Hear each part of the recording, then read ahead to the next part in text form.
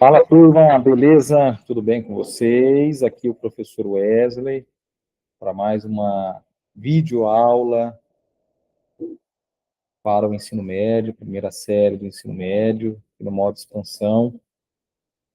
Continuando, trazendo aí conteúdos do quarto bimestre de 2025.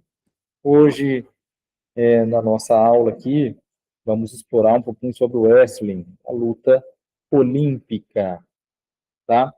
Lá no mural de aviso da Sala do Futuro, eu deixei o roteiro de aula, deixei aí as perguntas norteadoras, o trabalho que vocês precisam entregar, né? A atividade que vocês precisam entregar e as demais informações relacionadas à nossa disciplina, educação física, no modo expansão. Beleza? Então, galera, essa videoaula aqui para a gente poder passar um pouquinho aí sobre o conteúdo, de repente tirar alguma dúvida e vocês conseguirem aí ter acesso ao conteúdo com o professor aí explorando o tema. Beleza? Qualquer dúvida, vocês têm o meu contato, vocês podem entrar em contato comigo, com a coordenação, tá? Para tirar qualquer dúvida aí que seja. Vou compartilhar aqui os slides, tá? Para a gente poder caminhar e se debruçar sobre o tema. Então, aqui nós temos aqui a nossa capa, o wrestling, que é a luta olímpica, falando aí sobre lutas.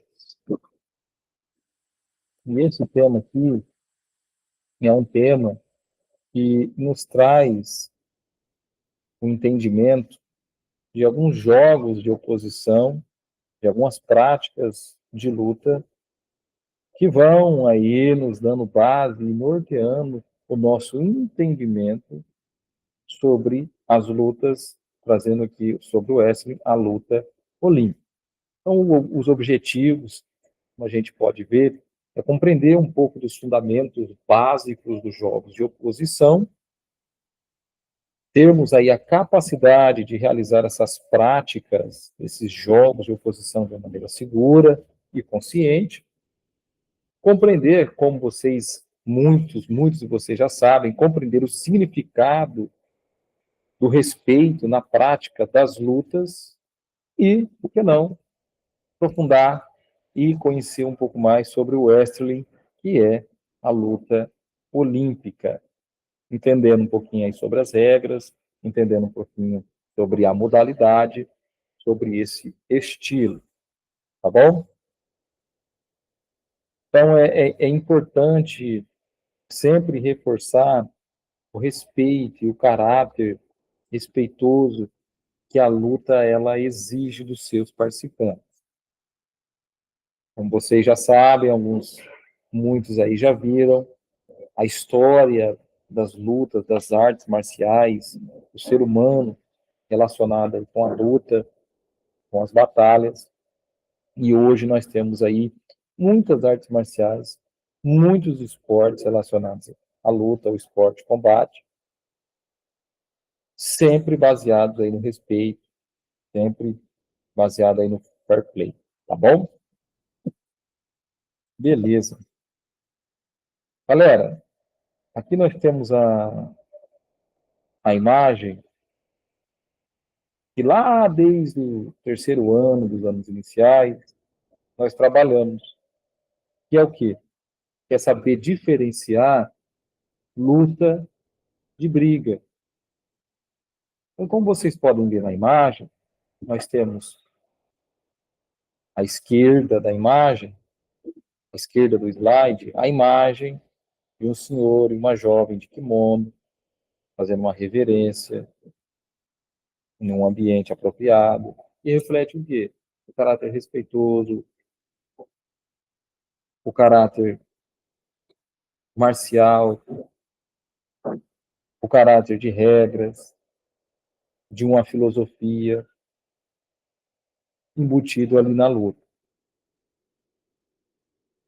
Na imagem à direita do slide, nós temos ali alguns jovens no início ou já no meio de uma confusão. Simula o quê? Uma briga. Então, nós conseguimos diferenciar a luta de briga no sentido de que uma tem regras, tem respeito, tem uma história, tem um método por detrás. E na outra imagem nós temos uma briga, confusão, motivado pela violência, pelo ódio, não tem respeito, xingamentos. Na luta, não. Na luta, o que impera é o respeito. As pessoas vão entrar no lugar de luta, tem uma reverência, tem um respeito com o seu oponente, a luta começa, todos ali se respeitam, todos têm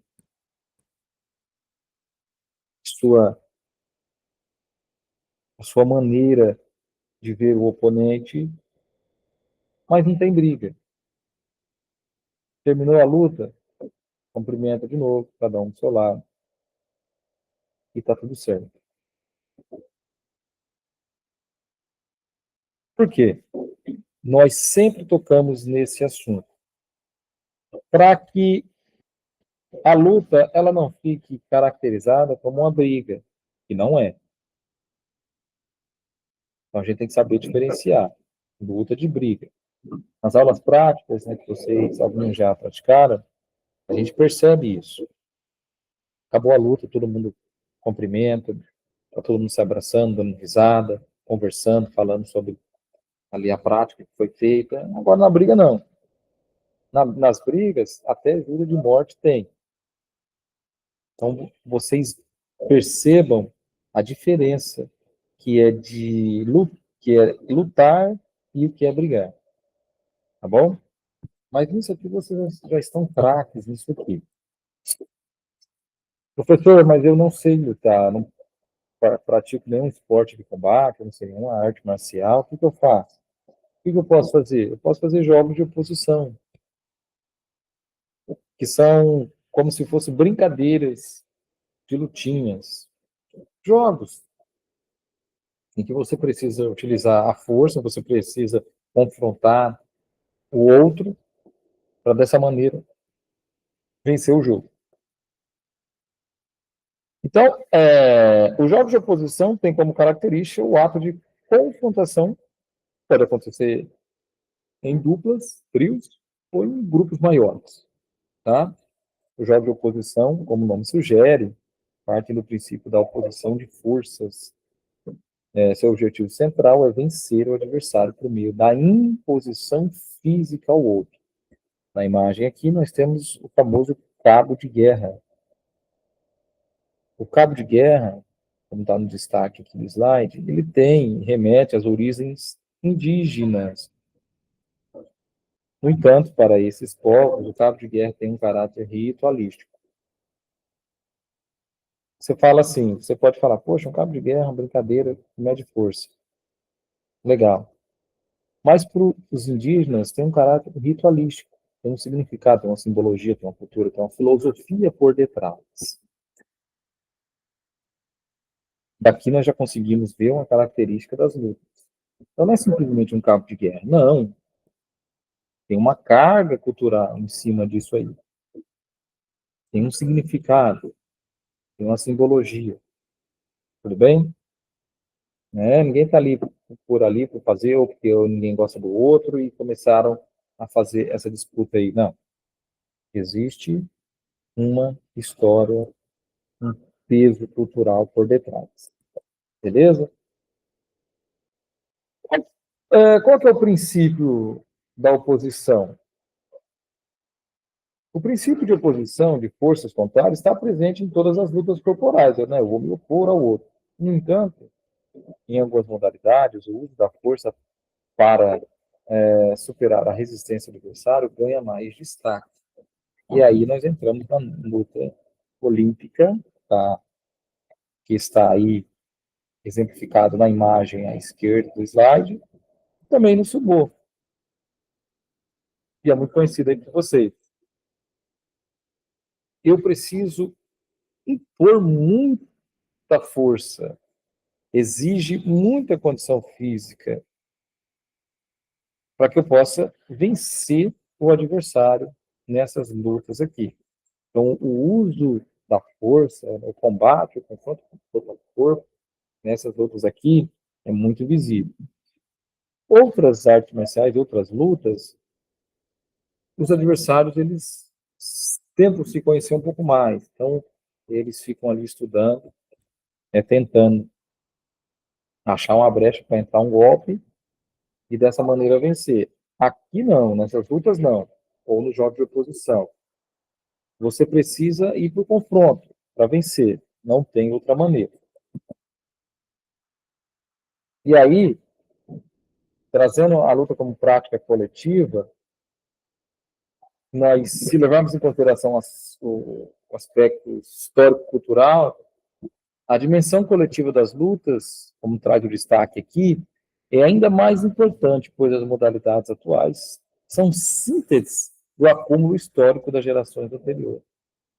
Então, como nós temos aqui na imagem aqui, nós temos o pancrácio, uma antiga luta corporal grega, que inspirou o wrestling e outros esportes de combate.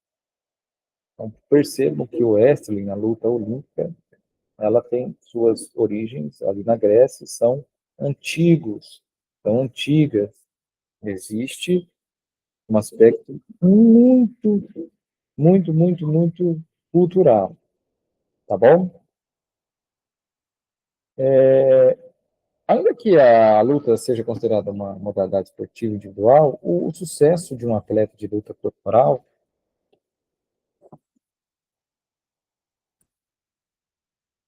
o sucesso de um atleta, saiu o slide aqui, o sucesso de um atleta de uma luta corporal depende de uma série de fatores, como a gente traz aqui, o trabalho coletivo. Por exemplo, um atleta de MMA. O que ele precisa? Ele precisa treinar, ele precisa de um preparador físico, ele precisa de um treino técnico, ele precisa de um treino tático, ele precisa de uma equipe com ele, e ele precisa render. Então não é somente você ali na hora do ato da luta. Não. Tem pessoas por detrás, tem pessoas que contribuíram para isso. Meu treinador, meu nutricionista, o meu sensei, o meu mestre, minha pessoa de confiança, o meu psicólogo, etc, meu amigo e assim por diante. Tá? Por isso que a luta, ela é tratada aqui como coletiva, não estou colocando coletivamente, como se fosse uma guerra, eu tenho meus amigos, outros amigos dos outros, a gente vai lutar. Não, não é luta em grupo. É no sentido de que ela envolve outras pessoas, envolve outros aspectos, envolve uma série de fatores. Tá bom?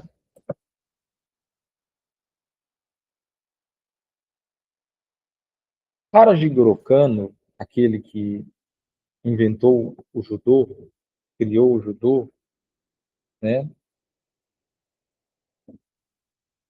O caminho suave, como dizia ele,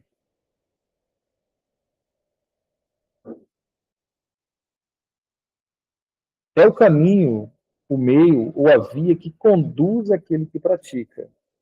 Isto é, o espírito do respeito e benefícios mútuos. Quando a gente fala em luta, a gente precisa falar de jogo limpo, principalmente na luta esporte. Eu não vou medir forças com um adversário até a morte, não. Ninguém vai morrer. Eu vou medir forças até certo ponto. Para isso eu preciso de jogo limpo. Ninguém vai dar um golpe mortal. O jogo ele precisa ser limpo. O combate ele precisa ser limpo. E aí nós temos essa palavrinha fair play. Jogo limpo. Jogar de forma ética. Lutar de forma ética. Sem trapaças. E dessa maneira provar que a minha técnica, a minha luta, o meu estilo foi superior em determinado momento, mas de uma maneira limpa. E essa é a ideia de que todos os participantes devem competir seguindo regras claras e justas, agindo com honra, principalmente, e lealdade. Em todos e qualquer momentos, antes, durante e depois da luta, tá? A gente fala muito de fair play no futebol, mas o fair play, ele precisa ter sentido de jogo limpo, de ética. Por exemplo, estou lutando, de repente, o meu adversário ele machuca.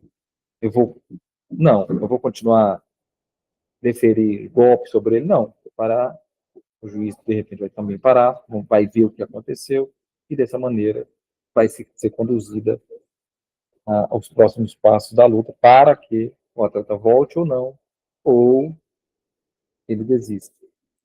E aí você não causou nenhum dano ao seu adversário. Você jogou limpo, você teve ética. Em algumas modalidades como o judô, os princípios éticos são consolidados desde a sua criação. Então, o Jigoro Kano, ele criou um método educativo, um caráter filosófico. Então, as lutas, elas precisam ter esse caráter filosófico, esse método educativo. Entender que lutar, que saber lutar não é para ser usado de maneira ofensiva. Muito pelo contrário, é para ser usado de maneira defensiva. É para ser usado para o bem e não para o mal. Tudo bem, galera? Aí aqui tem um videozinho, né? Trazendo aí um pouco sobre o Jigoro Kano. Esse é o Jigoro Kano, criador do judô. Trouxe toda essa filosofia, esse conteúdo e a importância de entender os princípios éticos que regem as lutas. Aí nós temos o wrestling, a luta olímpica, que é uma das lutas mais antigas que a humanidade já produziu, que o homem criou. Então é disputada aí desde o século 7 antes de Cristo, lá na Grécia, com os gregos. Aí o wrestling, ele apresenta dois estilos, galera. Nós temos o estilo greco-romano, e muitos de vocês talvez conheçam essa luta como greco-romano, mas é um estilo do wrestling, e ela é praticada só por homens, onde você só pode atacar da cintura para cima, não pode agarrar as pernas, por exemplo. E nós temos o estilo livre, que é o wrestling, que é praticado por homens e mulheres, e é permitido atacar pernas. E aí nós temos, então, a luta, conhecida como luta olímpica. Ah, professor, mas na Olimpíada tem mais lutas, por que é a luta olímpica? Esse foi o nome que se deu a esse estilo de luta, das questões históricas da Grécia, enfim, a história da Olimpíada. Mas nós temos outras lutas que estão dentro do programa olímpico, como o judô, como o próprio wrestling, como o boxe, como a esgrima, estão dentro do programa olímpico também, são os esportes aí de combate. Aqui tem um videozinho, eu recomendo vocês acessarem, não só esse vídeo, mas alguns outros vídeos que trazem, exemplificam e ensinam sobre o wrestling, tá? Aqui uma pergunta aqui para a gente entender. Conforme as regras oficiais do wrestling, ele é uma luta corporal mais antiga que a humanidade já produziu? E aí?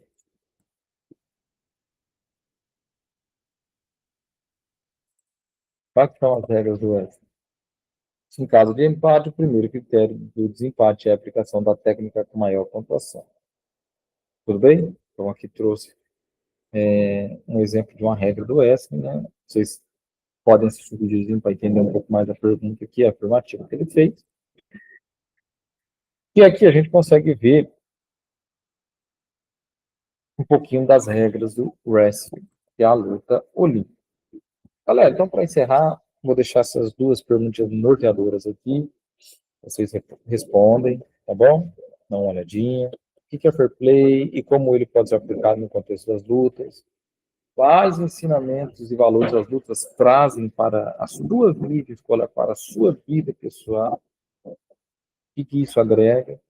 Vocês vão responder isso aí. E a gente vai dar seguimento e já caminhando para o fim do nosso ano. Beleza? Não esqueçam, vocês podem enviar pelo e-mail, enviar no grupo da sala, ou entregar lá na coordenação. Então, responda essas duas perguntinhas aqui, está lá no material digital. Vocês podem acessar, vocês podem dar uma olhadinha, tá? Com calma, sem desespero, sem favor. Fechou? Tudo bem, turma? Eu espero que vocês tenham entendido. Eu agradeço a todos vocês aí pela atenção. Tenham um ótimo dia e bons estudos. Valeu, galera.